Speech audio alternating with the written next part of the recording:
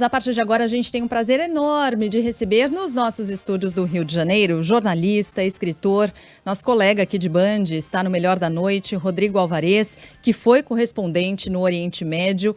Conversou com a gente aqui, mas foi numa programação de feriado no último dia 12 e foi um papo que os ouvintes elogiaram demais, Rodrigo. Então a gente tem a honra de te receber aqui mais uma vez, conversando agora conosco em rede nacional. Bom dia para você, obrigada, viu? Bom dia, Sheila, obrigado por me receber. Bom dia, Carla. Bom dia a todos que nos acompanham.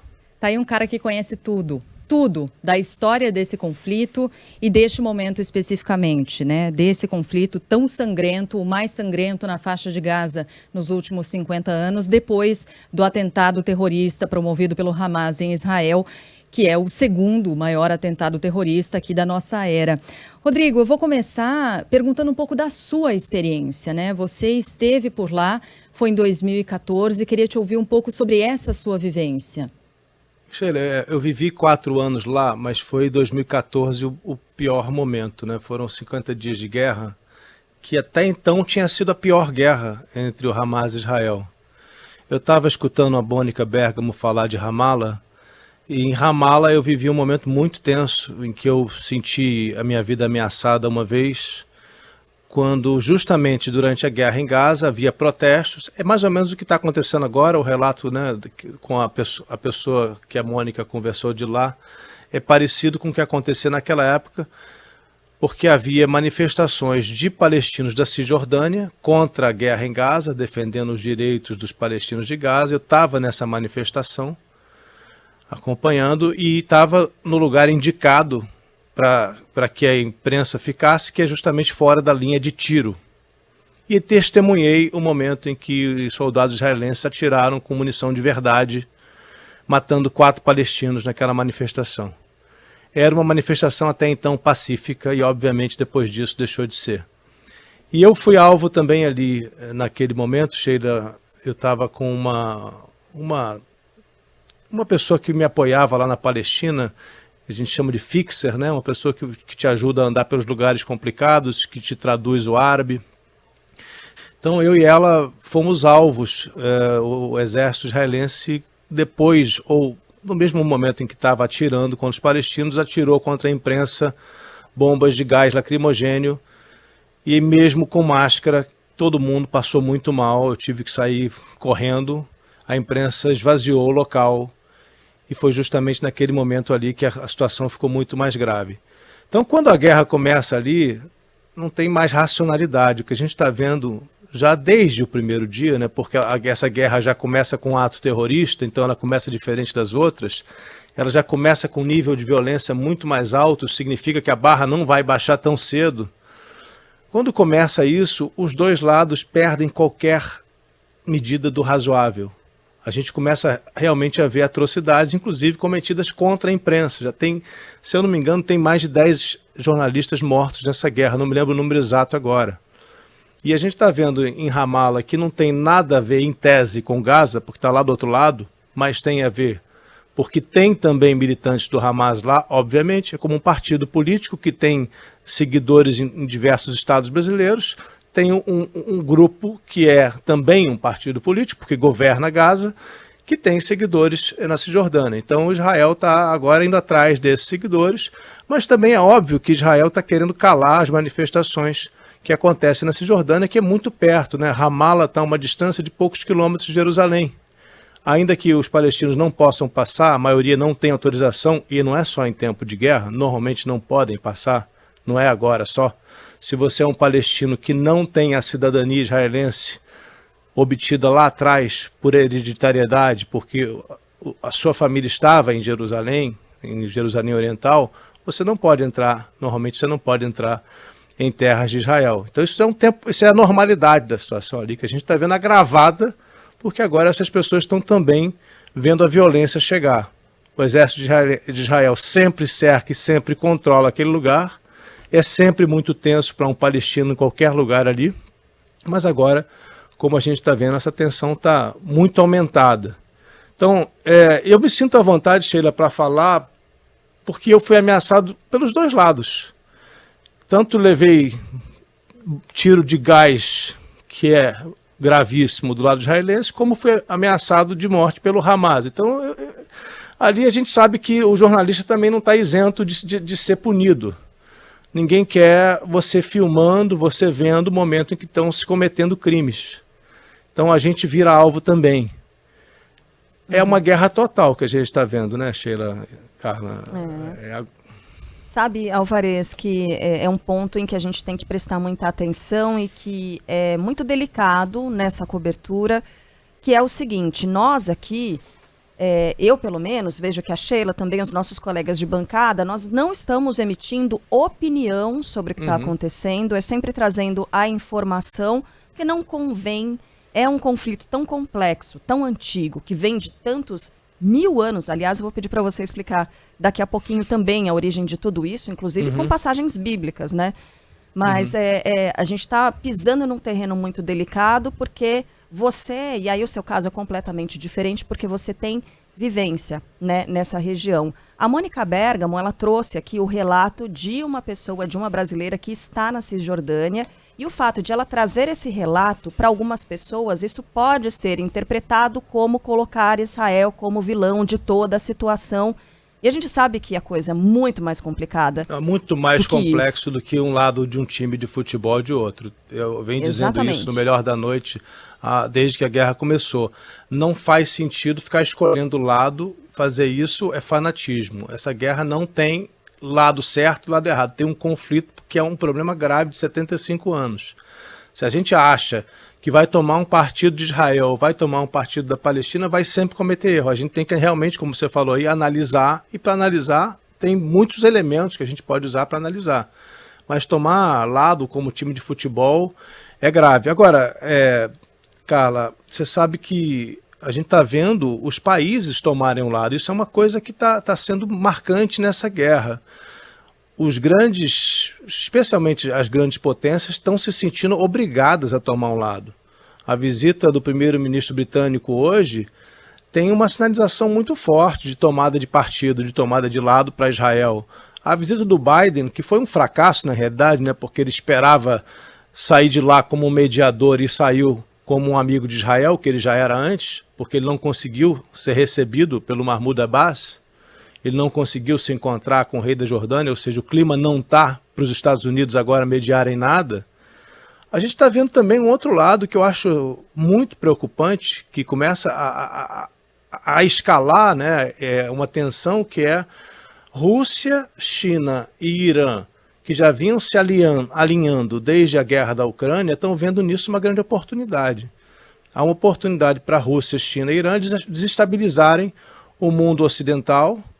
Eles estão vendo uma grande chance, o Irã, maior inimigo de Israel, grande inimigo dos Estados Unidos, grande oportunidade para eles de desestabilizarem Israel, e estão jogando com isso. Então, quando a gente fala, né, não vamos tomar lado, não vamos ser torcida de futebol, por outro lado, os países já definiram há muito tempo seu lado nessa guerra. Então, as grandes forças têm objetivos claros. Por um lado, o que a gente está vendo? Tentaram fazer um cessar-fogo, mesmo que temporário. Isso não vai ser aprovado. É óbvio que não vai ser aprovado, vai sempre ter o veto dos Estados Unidos. Porque Israel tem agora 2 objetivos muito claros.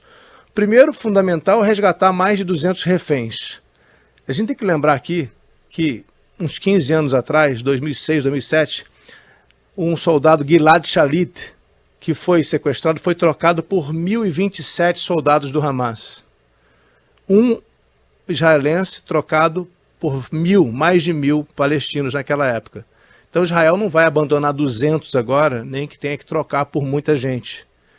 Esse é um objetivo. O outro é, claro, declarado desde o começo por Netanyahu, que é exterminar o Hamas. Então, de um lado, você tem Estados Unidos, Reino Unido, as potências ocidentais, a França vai começar a se manifestar com mais força agora. E do outro lado, Rússia, China e Irã. O lado ocidental quer que essa guerra se prolongue, porque precisa deixar Israel cumprir seu objetivo. Israel foi atacada ferozmente, foi ela agredida dessa vez. Né? É o maior ataque de judeus, é o maior número de mortos judeus desde o Holocausto num único dia. Isso não vai ficar impune, isso é um ataque muito feroz para um povo. A gente tem que entender que há um desejo de reação israelense muito justificado. Então as potências que apoiam Israel querem deixar a guerra continuar mais um tempo, até que Israel possa atingir seus objetivos. Resgatar os sequestrados e exterminar o Hamas, acabar com o Hamas. Por outro lado, China, Rússia e Irã estão fazendo o possível para acabar logo com isso. A gente está vendo a movimentação da China, especialmente querendo acabar logo. Agora, o Irã é o fator mais preocupante aí, porque ele manipula algumas marionetes naquela região. Então tem o Hezbollah, que é um representante do Irã, que está ali todo dia dizendo que está vivo, pronto para atacar, jogando bomba, trocando tiros com Israel. Você tem milícias iraquianas e sírias prontas para atacar pelo lado da Síria, que faz fronteira com Israel também. E você tem lá no Iêmen os inimigos da Arábia Saudita, os Houthis, que têm equipamentos, têm mísseis que dizem serem capazes de atingir Israel.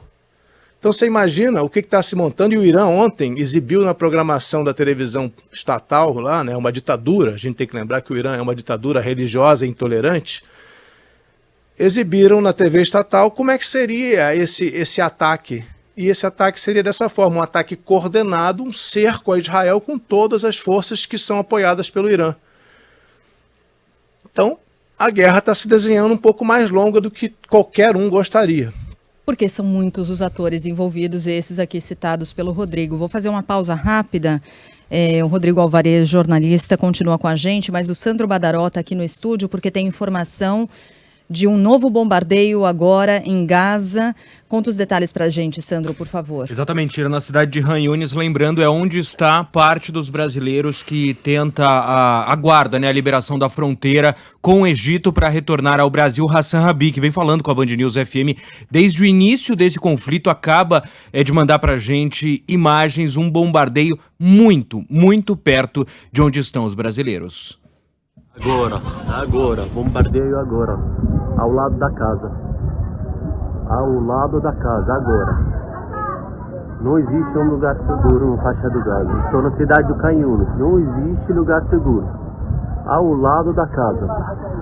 Para quem não está na nossa live, parece a 1-2 quadras, não dá para precisar a distância, uma coluna de fumaça muito alta, e o Hassan conta então, ele vem falando essa frase, né, repetidamente: não existe lugar seguro em Gaza. E rapidinho, a Reuters acaba de informar que máquinas para reparo da estrada que liga a cidade de Rafah à fronteira com o Egito acabaram de chegar, e existe a possibilidade de que algum representante da ONU esteja amanhã na fronteira para anunciar um plano de entrada de ajuda humanitária em Gaza. Não há qualquer informação de saída de civis.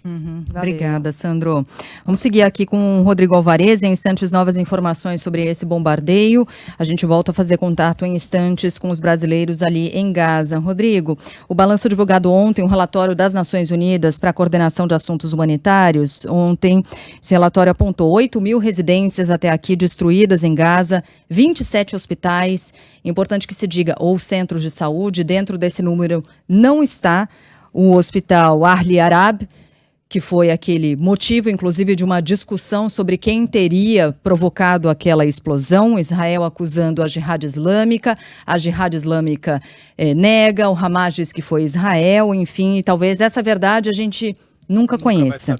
Pois é. E 167 escolas. E aí você mencionou os reféns, né? Quando a gente olha para esses números aqui, 167 escolas, 27 hospitais, 8.000 residências, o Exército de Israel tem atuado de maneira a não necessariamente poupar esses lugares, e vai se utilizar do argumento de que esses espaços são utilizados muitas vezes pelo Hamas para se abrigar, inclusive naqueles lugares que, em teoria, seriam de maior segurança. O quanto isso pesa contra o exército de Israel nesse momento, esses números aqui, e indicam uma opinião pública que começa a se opor muito mais a Israel?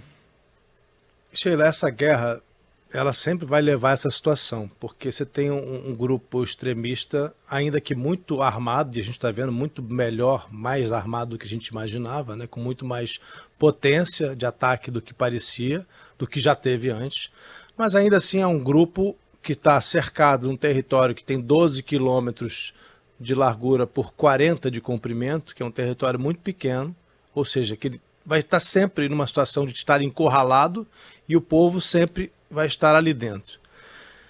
Então sempre essa guerra vai pesar nas costas de Israel. E aí a gente tem que entender a dificuldade de Israel. Israel colocou como objetivo caçar aqueles que atacaram o seu povo. É um ataque legítimo, é um contra-ataque. Então Israel tem legitimidade para fazer o que está fazendo e caçar os extremistas, os terroristas, os militantes do Hamas em Gaza. Mas o Hamas vai fazer o que sempre fez, que é usar a população como escudo. E essa população vai estar também em hospitais, vai estar em escolas, e a gente tem relatos de outras guerras que o Hamas usa realmente essas instalações para se esconder, para esconder armamentos. Então, como é que a gente vai julgar nesse momento o que pode e o que não pode ser feito? A guerra passou do limite do razoável e essa guerra sempre passa do limite do razoável. Quando é que a gente vai ver essa situação mudar um pouco, Carla e Sheila? É o momento, como aconteceu em 2014, é o momento da entrada por terra. É aí que a guerra, primeiro, fica mais ainda pesada, porque a gente começa a ver confrontos pessoa a pessoa, homem a homem, mas também a homem, soldado contra civil, porque todo civil se torna uma ameaça para o soldado. A gente tem que entender que isso é um fato, né? Qualquer civil pode estar armado com bombas, pode estar pronto para disparar, você não sabe mais quem é que é civil e quem é soldado, quem é que pode te atacar ou não. Então essa guerra vira uma guerra total e fatalmente, para a desgraça humanitária, para o nosso lamento, para a tristeza do mundo, vão continuar morrendo muitos e muitos milhares de civis palestinos. Se a gente lembra de outras guerras, em 73 foram mais de 20 mil mortos, aí contando soldados dos países árabes e também civis. A gente está chegando a 3.500. Esse número vai crescer muito. No momento de uma invasão por terra, a gente deve esperar muito mais mortes ainda.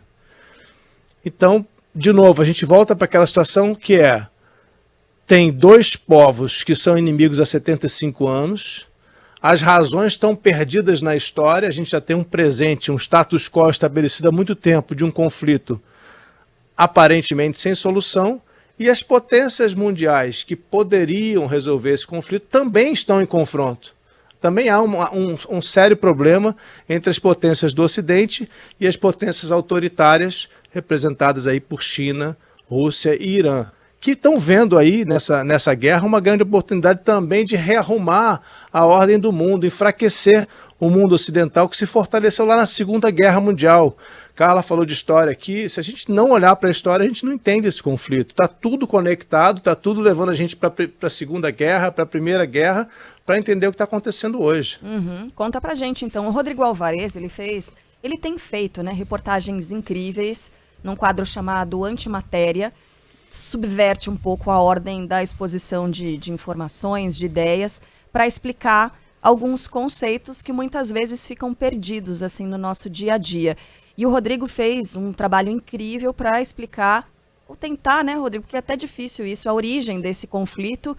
E isso te levou a 5.000 anos, né, atrás. Há 5.000 anos atrás, desculpa, essa construção terrível, mas enfim, te levou 5.000, te transportou para 5.000 anos atrás na nossa história, né? A gente olhar para a história, Carla, não quer dizer que a gente explica, né? A gente consegue entender melhor, né? A história é fundamental, especialmente nesse caso. Quando você fala em 5.000 anos, a gente tem que voltar realmente, porque há uma discussão de quem é o dono da terra, lembrando que esse é um conflito por terra, não tem nada a ver com religião. Essa confusão de disputa por terra nesse lugar, que a gente hoje chama de Israel e Cisjordânia e Gaza, né? Esse lugar um dia foi chamado de Palestina, mas esse lugar um dia foi chamado de Canaã. A gente conhece essa história da Bíblia, né? Do Antigo Testamento, a Bíblia judaica, que é a terra, segundo a tradição judaica, a terra prometida a Abraão por Deus. Isso a gente está falando de quase 4.000 anos atrás. Então ali tinha um povo, antigamente, tinha um povo chamado cananeu. A chegada dos judeus ali não é uma chegada pacífica, na verdade dos hebreus que antecederam os judeus. E há guerras desde o começo. Quando é que os judeus de hoje, né, que eles...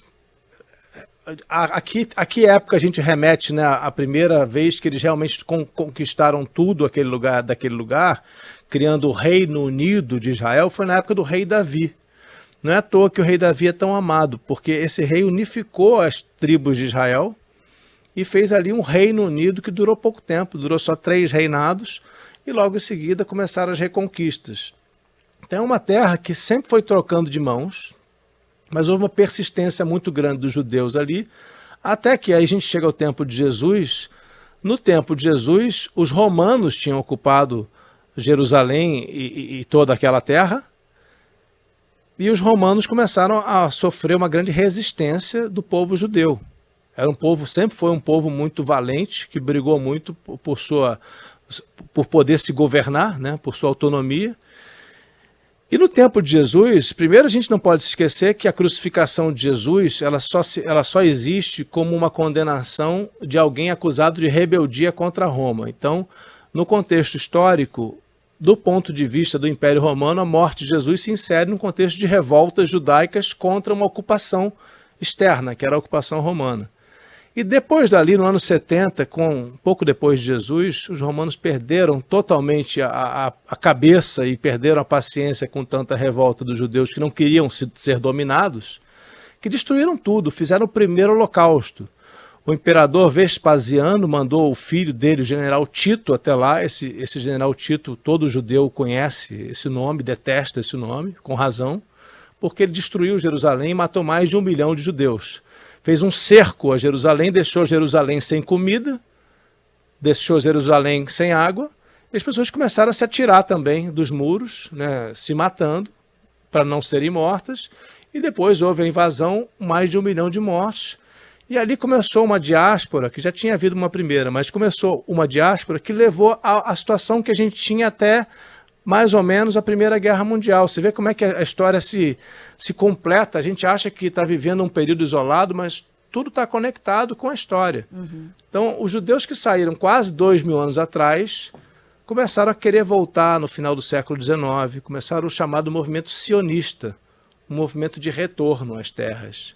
A questão é que no meio desse caminho houve uma conquista árabe, e desde o ano 638 os árabes e depois os otomanos, turcos e otomanos, mas sempre os muçulmanos o tempo todo, desde 638, dominavam aquela terra. Teve cruzada no meio, criou-se o Império Cristão, governos da Europa.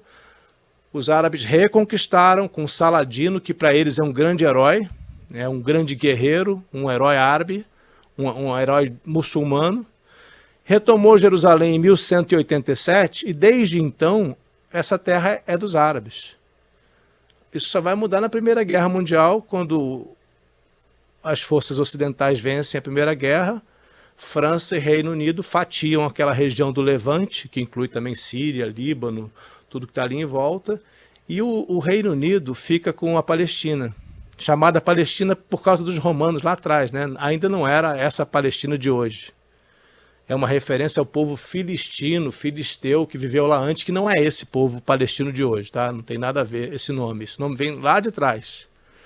Então, quando os britânicos tomam conta da terra, começa um movimento muito forte, mais ainda do que já existia, de volta dos judeus, porque tinham apoio da rainha.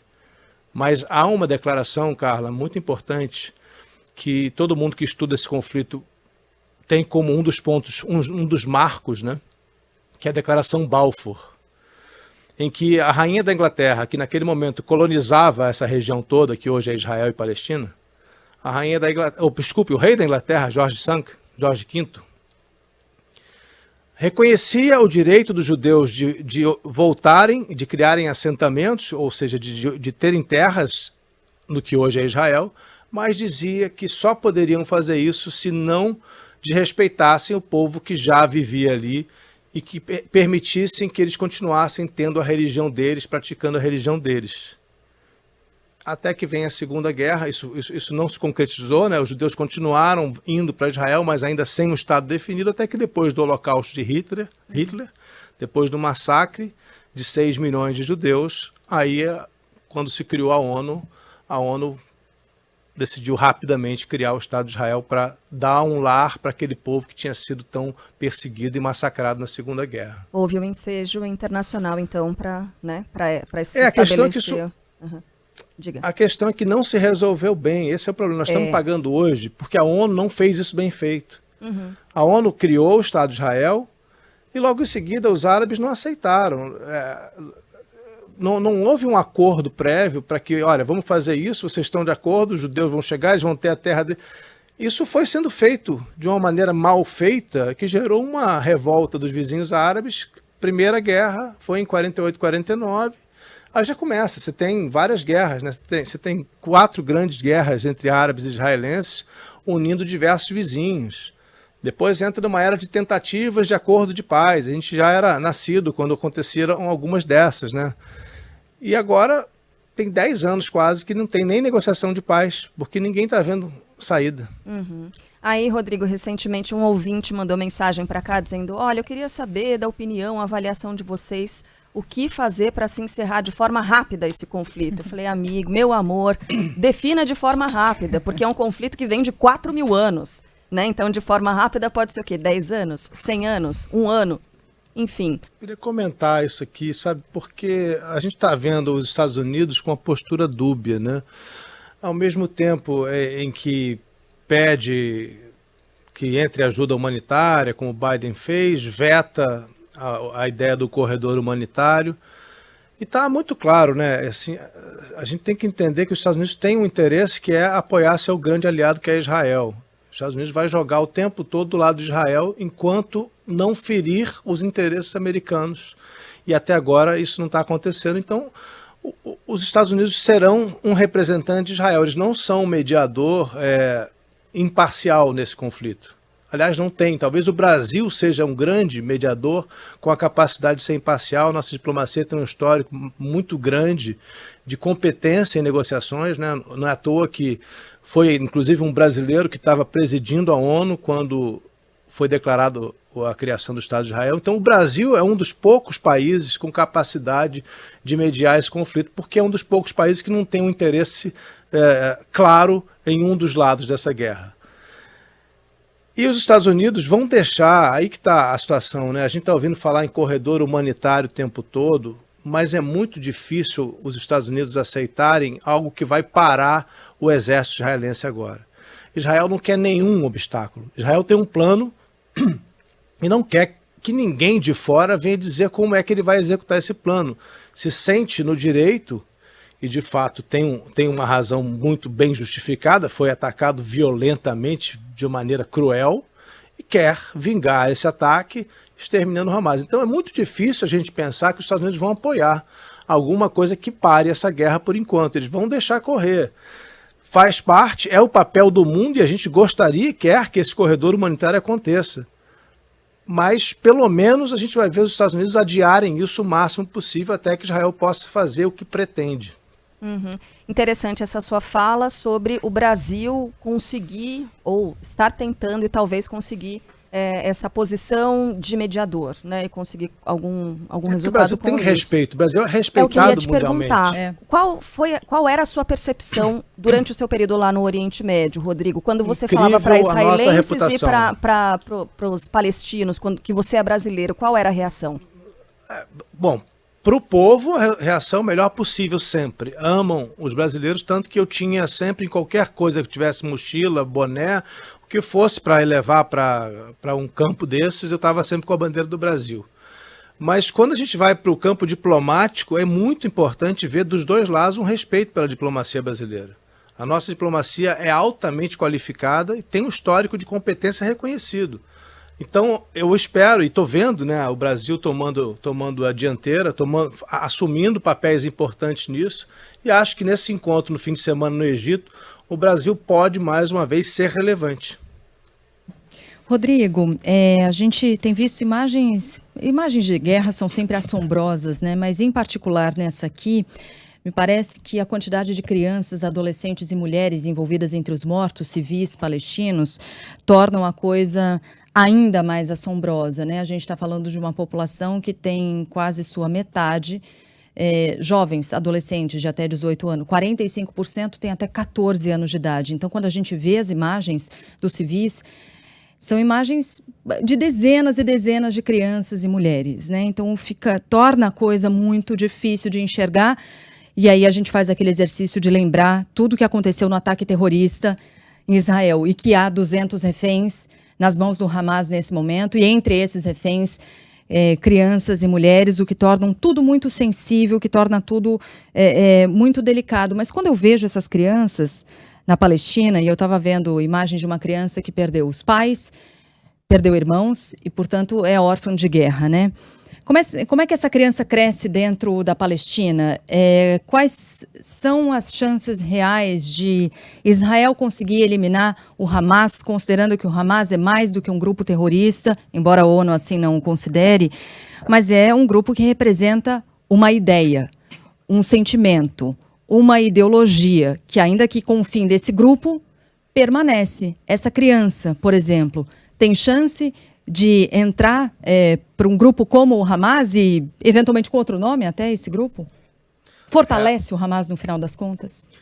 Eu acho que não, Sheila. Eu acho que é muito provável que o Hamas saia enfraquecido dessa guerra, a menos que acontecesse de conseguirem parar Israel, de impedirem Israel de levar o plano adiante. Quando você fala das crianças e adolescentes palestinas, eu acompanhei alguns projetos enquanto eu vivi lá, alguns projetos que tentavam aproximação. Existem muitos, né, pessoas ou instituições que tentam criar convivência, né, entre os povos, para ver se alguma coisa de positiva sai disso. Tem até escolas que são misturadas de propósito para gerar sementes de paz. Mas a realidade é que você vê que esses projetos estão sempre muito frágeis, porque a qualquer conflito, como não precisava ser tão grande quanto esse, a qualquer outro conflito menor, as situações se quebram. Essas tentativas são frágeis, né, de você semear a amizade entre os dois povos ali. Então as crianças realmente vão crescendo acostumadas a jogar pedras nos soldados israelenses. A gente vê muito cedo os meninos palestinos nas ruas, 10, 12 anos, já tirando pedra em soldados israelenses. Essa situação só vai aumentar. E a tendência é que muitos vão acabar se radicalizando e entrando para esses grupos. Hoje a gente tem ali a Jihad Islâmica, inclusive foi acusada por Israel de ter sido ela que lançou o míssil, né? Ela foi acusada de ter lançado aquele míssil que falhou, que segundo Israel teria falhado e caído no hospital. A Jihad Islâmica é ainda mais radical do que o Hamas. Então, imagina o que pode acontecer caso o Hamas seja exterminado. Será que surge um governo da Jihad Islâmica? A maior pergunta, né, uma das perguntas, são muitas, mas no campo político daquela região é o que fazer para substituir o Hamas. Israel estaria disposta a ocupar Gaza novamente?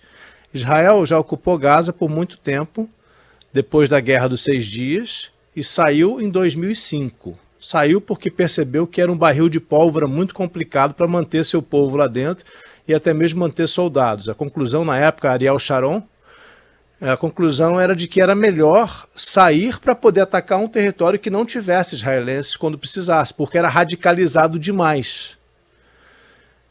Então agora essa é a grande questão. O que Israel está pensando em fazer? Vai tirar o Hamas e vai colocar o que no lugar? Teve um tempo em que o Egito ocupou Gaza, bem lá atrás, depois já da criação do Estado de Israel. O Egito não tem interesse em se meter nisso. A gente está vendo, gente, talvez a postura até agora mais preocupante, mas também é justificável, é do Egito, porque o Egito não está abrindo as portas porque não quer, não é porque tem estrada quebrada, não é porque teve uma danificação na fronteira, a gente não vai acreditar nisso, né? Quando você precisa passar, você abre a porteira e passa todo mundo. Qualquer buraco de cerca passa as pessoas. Não tem essa de estrada quebrada para sair pessoa, para entrar caminhão pode até ser, mas para passar um povo desesperado com medo de bombas, eles passam por qualquer lugar. Eu acompanhei os refugiados da Síria por milhares de quilômetros até chegar da Síria à Alemanha. Eu fiz esse trajeto acompanhando eles e eles passam por onde tiver que passar. Essa desculpa não existe. O Egito não pode nesse momento receber 1 milhão de pessoas em seu território, que vai criar um caos no Egito. Então, o corredor humanitário que se fala é para levar ajuda, Mas como é que você tira esse povo de lá? Você tira e leva para onde? Esse povo já é um povo refugiado. O povo de Gaza é um povo que saiu de outras áreas dessa terra que hoje é o Estado de Israel, da Cisjordânia, mas especialmente de Israel.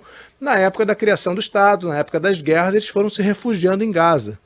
E daí esse caldeirão, porque saiu gente que perdeu casas em diversos lugares, que foi sendo expulsa da sua terra e se juntou ali em Gaza para criar uma nova terra que é uma terra de ódio.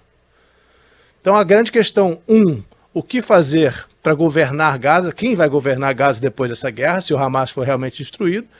E como é que você faz para tirar um povo de lá e jogar bombas apenas nos soldados? Essa guerra não tem. Aí, nesse ponto, é difícil não entender também a posição de Israel, que é como é que Israel pode atacar um lugar que o Hamas usa a população como escudo e que não tem também como tirar a população de lá? Claro que vai morrer gente. O risco é que a gente acaba ficando aqui vendo, será que eles já mataram o mesmo número de crianças e mulheres? A gente não pode entrar nessa, né? Quando é que eles vão se sentir tendo vingado aquele ataque terrorista? Não é isso. O Hamas tinha um objetivo claro: desestabilizar Israel, matar o máximo de gente possível. E, por outro lado, agora Israel tem um objetivo claro: acabar com o Hamas. Então não é... Vai morrer muita gente, não tem conta a ser feita, morreu mais de um lado, morreu de outro, isso não vai importar na decisão política de Israel, decisão estratégica. A decisão é cumprir o objetivo da guerra. Qual é o objetivo? Exterminar o Hamas. E os Estados Unidos estão ajudando nisso, vão continuar. Rodrigo, você mora, na verdade, na França, aliás, você volta amanhã, né, para Paris. Volto hoje à noite, amanhã chego. Hoje à noite, entendi. Rodrigo, ele tem também livro sobre Aparecida, a história de Nossa Senhora Aparecida, esteve aqui, né, no santuário, no feriado, no dia da padroeira, então volta para Paris nessa noite, amanhã já estará na França, e a França, né, Rodrigo, ela tem... muitas características, dentre elas a presença de muitos muçulmanos. Queria saber de você, a gente está percebendo essa tensão em pontos diferentes do planeta a partir dessa guerra declarada por Israel contra o Hamas, né? Carla, eu chego preocupado, viu? Eu vou voltar para lá, eu estou preocupado com meus filhos na escola, porque a gente está falando da guerra que é tão grave, mas tão grave, que a gente nem noticia, mas houve na França um assassinato de um professor numa escola, foi um atentado terrorista islâmico, que provavelmente ainda não tem a conclusão, né, da investigação, mas provavelmente está conectado ao que está acontecendo em Gaza. 3 anos atrás, um professor de história foi assassinado ao sair da escola, na França também, porque tinha, numa aula sobre liberdade de expressão, tinha mostrado as caricaturas do profeta Maomé, que obviamente irritam os muçulmanos, mas isso levou a um assassinato de um professor. A França está em estado de alerta, decretado. O Palácio de Versalhes, que é um dos lugares mais visitados da França, já foi esvaziado 3 vezes, inclusive ontem aconteceu isso, com ameaças de bomba. Está tendo ameaças por todo o país. Para você ter uma ideia, meus filhos tiveram que mudar a rotina de chegada na escola. Eles estão com seguranças nas portas da escola, policiamento reforçadíssimo em todas as escolas da França. As crianças têm que mudar o jeito de entrar, não pode ter mais aglomeração de pai nas portas, está todo mundo muito preocupado. A população islâmica é muito grande na França, tem um passado colonial francês, depois a França recebeu muitos desses moradores, dessas pessoas, dessas ex-colônias, e hoje tem uma população imensa islâmica que se revolta sempre que acontece uma situação dessa. Então a França, não é à toa, né, que a França votou contra os Estados Unidos, né, pela ajuda humanitária, pelo corredor humanitário, ao contrário do Reino Unido, que se absteve. A França se preocupa muito com o posicionamento público. Macron tem que ser muito delicado agora. Se ele se posiciona a favor de Israel com muita clareza, ele vai ter problemas em casa. Ele não vai nem se posicionar, provavelmente, contra os palestinos ou contra o Hamas. Ele vai, claro, já condenou os ataques, mas é muito delicado para a França, porque tudo o que acontecer em Israel, Gaza, Hamas, pode repercutir na França. A gente sabe a quantidade de turistas, o país que mais recebe turistas no mundo, Paris, né? E ali a gente tem desde 2015 uma população em alerta, lembrando, né, o ataque ao jornal Charlie Hebdo, justamente porque tinha feito caricaturas do profeta Maomé, mataram pessoas dentro do jornal, depois aquela tragédia do Bataclan no mesmo ano de 2015, e desde então a França não parou de sofrer atentados terroristas. São pequenos, são pontuais, fora os de 2015 que foram grandes. E agora acabou de acontecer mais um, cara.